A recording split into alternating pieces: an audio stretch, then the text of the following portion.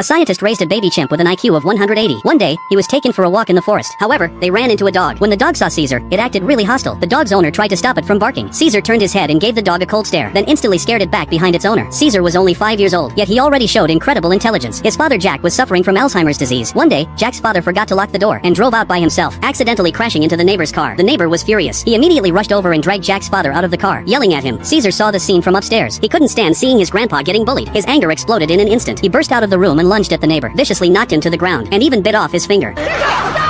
Bystanders witnessed this chaos unfold. Caesar realized he'd done something wrong. He lowered his head and hid in his grandpa's arms. However, the police quickly arrived and took Caesar away. Jack rushed over. Watching Caesar being taken away was unbearably painful. Jack desperately didn't want this to happen, but he was powerless to change the outcome. As night fell, Caesar was locked in a cage. This place was full of apes, and he felt fear like never before. Keeper Jimmy handed out leftover food to the apes. Caesar angrily threw it at Jimmy, which immediately drew mocking laughter from the nearby apes. This infuriated Jimmy. He immediately grabbed a water hose and started abusing Caesar. Caesar didn't sleep all night, drawing his favorite windowsill on the wall, then pressing his face against it, feeling its warmth. The next day, the zoo released all the apes for visitors to watch. Caesar was the last one let out of his cage. His clothes caught the attention of the alpha male, who got jealous and ripped Caesar's clothes right off. Caesar didn't fight back. He chose to back away. However, the bully ape wouldn't let him go. During the chase, Caesar accidentally fell. Just as the bully was about to strike back, a tranquilizer dart hit them both. When he woke up, he found himself locked in an even more secure cage. Here, Caesar met an orangutan. He also witnessed the keepers tranquilizing an ape and taking him to the lab. The next day, Jack came to the zoo to visit Caesar. Caesar thought he'd get to go home. However, watching Jack leave again, Caesar's heart was broken. He returned to his cage and angrily wiped the drawing off the wall. He decided he had to change his fate. When recreation time came, Caesar climbed to the highest point of the zoo. He looked at the iron bars nearby and started forming a plan. After recreation ended, Jimmy brought a group of people to view the apes up close to show off his authority. He grabbed a cattle prod and jabbed it at the cages. This enraged the surrounding apes. A stupid tourist spotted Caesar and opened a bottle cap to drink his beer. Caesar reached out his hand, signaling him to come closer. When the tourist approached,